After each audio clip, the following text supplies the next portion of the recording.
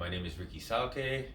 Today I'm going to be going over how to use interrupting in CBT. I have with me today Jeremy Zeman, who's been a friend of mine for quite a few years. Jeremy has been kind enough to help me with this project. Jeremy's a recovering addict, and he's willing to share a little bit of his story today in order to demonstrate how to use interrupting.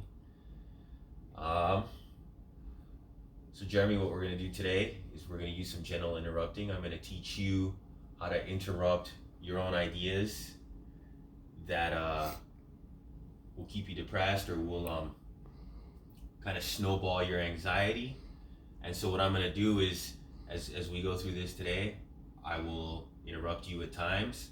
I'll ask you how that makes you feel, maybe how it makes you feel when I'm interrupting you, and we're going to talk about it. And hopefully the idea is that as I interrupt you throughout the session, you'll start learning how to interrupt your own thoughts, your own what we call automatic thoughts. And these are things that automatically pop into your mind when you find yourself being triggered by a certain situation.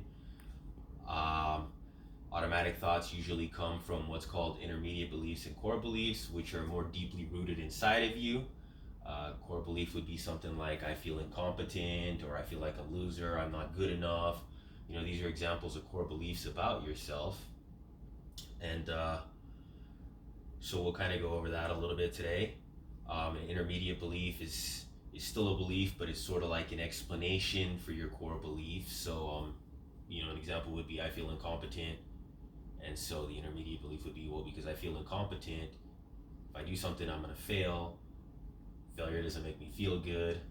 And usually what happens is you'll have a belief, you'll have a feeling, you'll have an automatic thought, and then you'll act on it, and then that'll usually reaffirm that thought that you're having, or that belief that you're having, and then you can kind of start a vicious cycle of feeling that way and putting yourself down. And so we're gonna interrupt you and maybe give you some evidence to the contrary of what you believe, not necessarily challenging your ideas, but kind of giving you some other explanations, some other evidence for why that might not be correct. So why don't you start by telling me what it was like for you in your current job as a construction worker when you started having to deal with homeowners? Well, a lot of it comes from when my addiction, right? Like I had worked for 10 or 12 years, so I didn't even think I could work anymore. And I did construction for quite a while, and I got put into a job where they wanted me to use the skills I had before.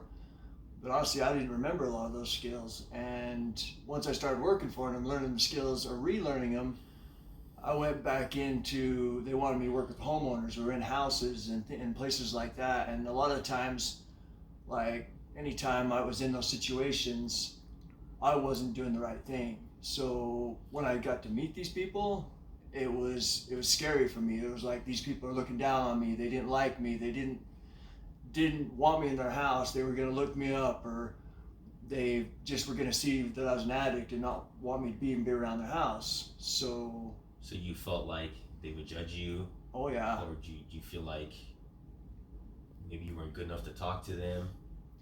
Well, I felt like that I almost didn't belong, because I had been living that other life for so long, right? That I didn't feel worthy enough to be there myself. So worthy. Yeah. So feeling like you don't belong, that's not necessarily a feeling, that's more an idea. That's you kind of explaining what you're really feeling. And so worthy is probably what you're feeling, unworthy. That's a lot of it, right? Okay. And a lot of that stems from my self-worth, right? So worthiness.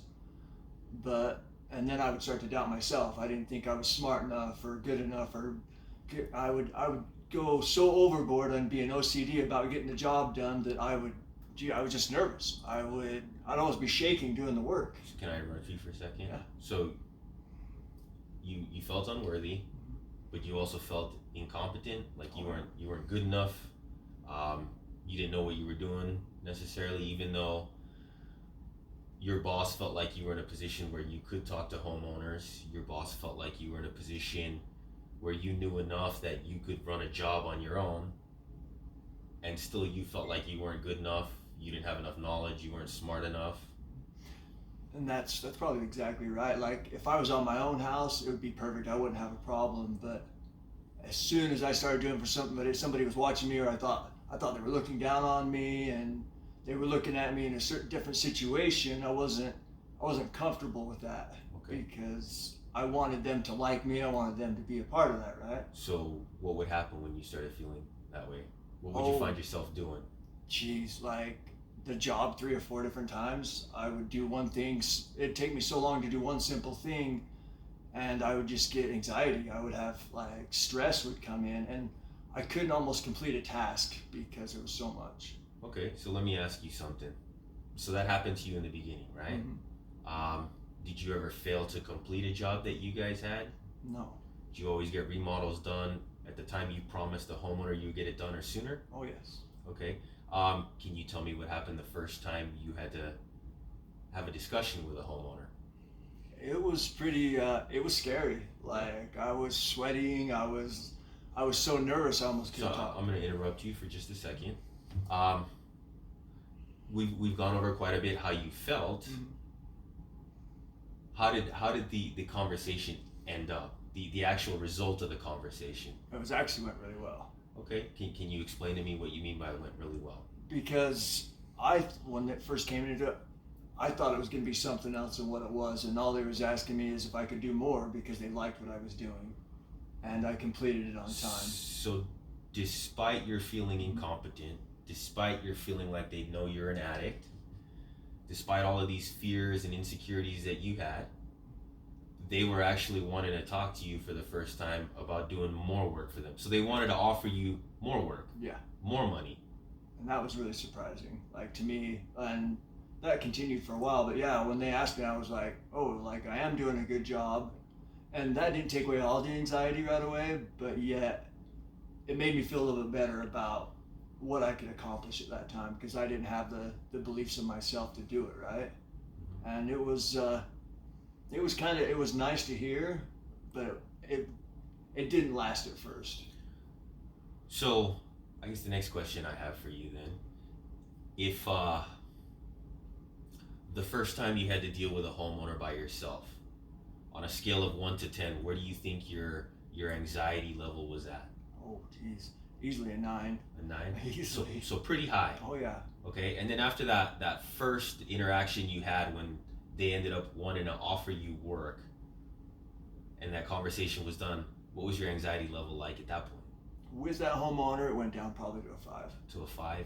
And today, when you have to talk to homeowners, where would you say your It's anxiety level is at? it depends, but I would say about a 2. So about a 2. So with all the evidence you've had, you know, not evidence, but with all the experiences you've had now talking to homeowners, you've been able to have your anxiety level at a pretty low level, easily manageable level. Oh yeah. How have you done with second guessing yourself or feeling unworthy when you speak with them?